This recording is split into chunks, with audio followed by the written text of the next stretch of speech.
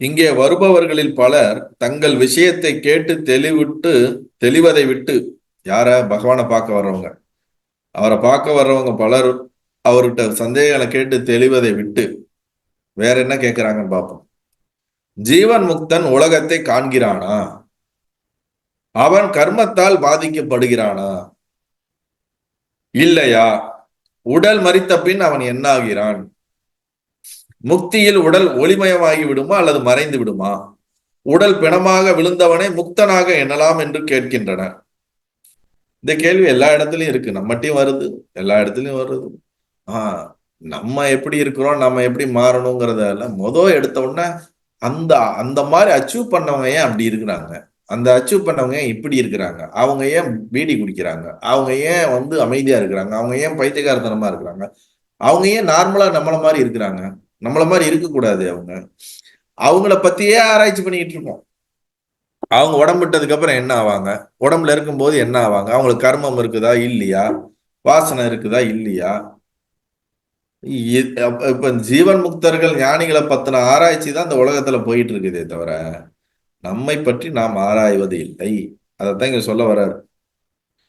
ஒளிமயமாகி விடுமா, முத்திக்கு அப்புறம் அந்த உடம்பு ஒளிமயமா போயிடுது, அருட்பெரும் ஜோதி வருகிறது, உள்ளுக்குள்ள இருந்து வெளிப்படுகிறது, ஒளி உடல் என்னென்னமோ நம்ம சொல்றோம்ல. வாசியை நிறுத்து, உள்ளுக்குள்ளே பாரு, பிரம்ம கபாலம் திறக்குது, புதுசு புதுசா நம்ம வார்த்தைகளை போட்டுக்கிறோம். அதெல்லாம் ஒரு பக்கம் சத்தியமா இருந்தாலும் நம்ம அதனால பல கற்பனைகளை உருவாக்கிக்கிறோம். சோ இங்க அது மறைந்து விடுமா? உடல் பிணமாக விழுந்தவனை முக்தனாக, உடல் உடல் ஒருத்தனுக்கு இறந்துருச்சுனாலே அவனை எப்படி முக்தின்னு சொல்லுவீங்க அப்படின்லாம் சில பேர் கேட்கறது உண்டு. உடம்பு மறைஞ்சிடணும், அப்பதான் முக்தி. உடம்பே இல்லாம மறைஞ்சாதான் அது உண்மையான மோட்சம் முக்தின்னு சொல்ற ஒரு குரூப் இருக்கு.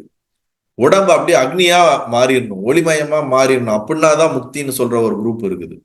பிராணனோட கலந்துடணும்னு சொல்றது, மறைஞ்சிடணும்னு சொல்றது. பல இந்த மாதிரி நீங்க ஆன்மீகத்துக்குள்ள போனீங்கன்னா இதுல இருக்கக்கூடிய ஃபேண்டசி, இதுல இருக்கக்கூடிய விஷயம் இருக்கே பாருங்க. உங்களுக்கு அஷ்டமா சித்தி இருந்தா மட்டும்தான் உங்களை ஞானிகள்லாம் ஒத்துக்குவாங்க. சமீபத்துல ஒருத்தர் யூடியூப்ல கமெண்ட் பண்ணிருக்காரு, அம்மா அஷ்டமா சித்திகள் எப்போ ஒரு வீடியோ போட்டிருக்கோம், நீங்க அஷ்டமா சித்திகளை பண்ணி காட்டுவீர்களா அப்படின்னு ஒரு கேள்வி.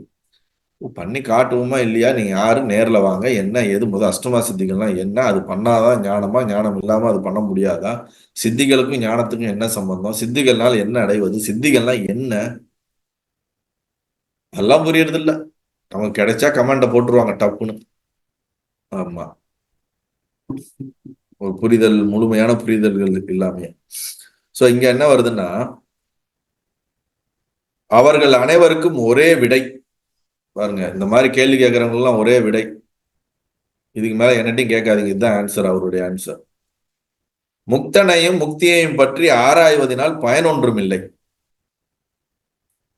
ஜீவன் முக்தனையும் அவனை பத்தி ஆராய்வதனால அவர் நான்வெஜ் சாப்பிட்றாரா வெஜ்ஜு சாப்பிட்றாரா, அவர் 2 வேளை சாப்பிட்றாரா 4 வேளை சாப்பிட்றாரா, அவர் லிக்விட் ஐட்டம் சாப்பிட்றாரா சாலிட் ஐட்டம் சாப்பிட்றாரா, தூங்குறாரா தூங்காம இருக்கிறாரா, அவர் கிரகஸ்தரா சன்னியாசியா,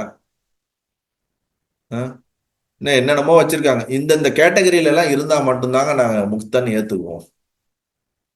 இந்த மாதிரி கேள்வி இருக்கவங்க உங்களுக்கு ஒரு எக்ஸ்பெரிமெண்ட், நீங்க ஒரு 100 என்லைட்டன் மாஸ்டரோட லைஃப் ஹிஸ்டரி எடுங்க, அவங்களுடைய லைஃப் ஹிஸ்டரியை உங்களுக்கு தெரிஞ்ச வரைக்கும் புஸ்தகத்துல இன்டர்நெட்ல எல்லாம் ஸ்டடி பண்ணுங்க. அவங்களுடைய லைஃப் எல்லாம் எப்படி இருக்குதுன்னு ஒரு காமன் இல்லை, அவங்களோட லைஃப் இண்டிவிஜுவலா ஒரு கேரக்டரிஸ்டிக்ஸை பாருங்க. அதை நீங்க அனலைஸ் பண்ணீங்கனாலே தெரிஞ்சிடும். ஒருத்தருக்கும் சம்பந்தம் இல்லாம வேதமாக வித்தியாசமா இருப்பாங்க. ஒருத்தர் வெஜிடேரியனா இருப்பார், இன்னொருத்தர் நான் வெஜிடேரியனா இருப்பார். ஒருத்தர் கிரகஸ்தரா இருப்பார், இன்னொருத்தர் சன்னியாசியா இருப்பாரு. ஒருத்தர் அவருக்கு பல குழந்தைகள் இருக்கிற மாதிரி இருக்கிற ஞானிகளும் இருந்திருப்பாங்க. நம்ம வசிஷ்டர், அவருக்கு எத்தனை நூற்றுக்கணக்கான அவருக்கு புத்திரர்கள் இருந்தாங்க. இந்த மாதிரி எவ்வளவோ இருக்குது, புரியுதுங்களா? ஆனா நமக்கு என்னன்னா ஒரு ஐடியா ஸ்டாண்டர்டா வச்சிருக்கிறோம். இந்த மாதிரி இந்த ஒரு சர்க்கிள்குள்ள இந்த ஐடியாக்குள்ள இருந்தாதான் நாங்க என்லைட்டன் ஏத்துக்குவோம். அந்த ஐடியாக்குள்ள ஃபிட் ஆகிற மாதிரி ஆளை தேடிக்கிட்டே இருக்கிறோம் நாம். ஆனா அவங்களுக்கு உண்மையாலுமே ஞானம் இருக்குதா இல்லையா நம்ம பாக்குறது இல்லை. ஏன்னா நமக்கு அது தெரிஞ்சாதானே பார்ப்போம். நம்ம அதை தெரிஞ்சுக்கிறதுக்கு நமக்கு ஒரு அடிப்படையில ஒரு ஞானம் வேணும். ஆனா அதை பார்க்க மாட்டோம்.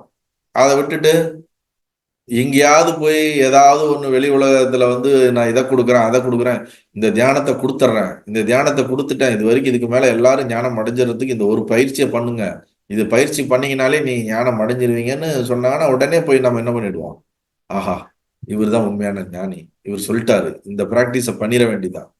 பண்ணதுக்கு அப்புறம் தான் உடம்புல அங்க கோளாறு இங்க கோளாறு, அதுக்கப்புறம் திருப்பியும் அதுக்கு ஒரு என்கொயரி. இதெல்லாம் தேவையா? ஜீவன் முக்தன் உலகை காண்கிறானா, அவன் கர்மத்தில் பாதிக்கப்படுகிறானா இல்லையா, உடல் மரித்த பின் அவன் என்ன ஆகிறான், முக்தியில் உடல் ஒளிமயமாகி விடுகிறதா, மறைந்து விடுகிறதா, உடல் பிணமான விழுந்தவனை முக்தன் எனலாமா என்றெல்லாம் கேட்கின்றனர். அவர்கள் அனைவருக்கும் ஒரே விடை, முக்தனையும் முக்தியையும் பற்றி ஆய்வது பயனொன்றும் இல்லை. அவங்க சாப்டர் க்ளோஸ், அவங்க முடிஞ்சிருச்சு. நம்ம சாப்டர் இன்னும் ஓப்பனா இருக்கு. நம்ம சாப்டரை பார்ப்போம். பயனொன்றும் இல்லை. பந்தம் என்று ஒன்று இருக்கிறதா, நான் பந்தம் என்று தன்னையே ஒருவன் ஆய்ந்தால் பந்தமுற்ற பந்தமில்லாத சின்மாத்திர சொரூபம் என்ற மிஞ்சும் என்பதே அதுவே பிரச்சனைகளுக்கும் அனைத்திற்கும் முடிவான ஒரே விடை. அவங்கள பத்தி ஆராய்ச்சி பண்றதை விட உனக்கு இருக்கக்கூடிய பந்தம் பற்றுதலை நீ ஆராய்ச்சி பண்ணிட்டே இருந்தீங்கன்னா பற்றற்ற நிலையில போய் நீ உன்னை சின்மாத்திரமான சைத்தன்யமா நீ அறிவாய். அப்படி அறியறது தான் ஒரே ஆன்சர். நீ ரியலைசேஷன் ஆனாதான் ரியலைஸ்ட் ஆனவங்களை பத்தி உன்னால முழுசா கரெக்டா புரிஞ்சுக்கவே முடியும். அது வரைக்கும் உன்னால புரிஞ்சுக்கவே முடியாதுங்கிறது தான் ஒரு சரியான அறிவு. ஆனா நம்ம வந்து ஒரு கட்டத்துக்குள்ள அவங்கள ஃபிக்ஸ் பண்ண ட்ரை பண்ணிக்கிட்டே இருக்கிறோம். But it is not going to work out ஆகாதுங்கிறது தான் பகவான் சொல்றாரு. நீ தெளிவானதுக்கு அப்புறம் அவங்க எந்த நிலையில இருக்கிறாங்க, அவங்க என்ன சொல்ல வராங்க, இல்ல அது என்னதான் அவங்க எப்படி இருக்க முடியுங்கிறது உனக்கே தெரிஞ்சிடும். தெளிவாகாம நீ அவங்களை எவ்வளவு ஆராய்ச்சி பண்ணாலும் அது முழுமையானதான பதில் கொடுக்காது. நல்லது.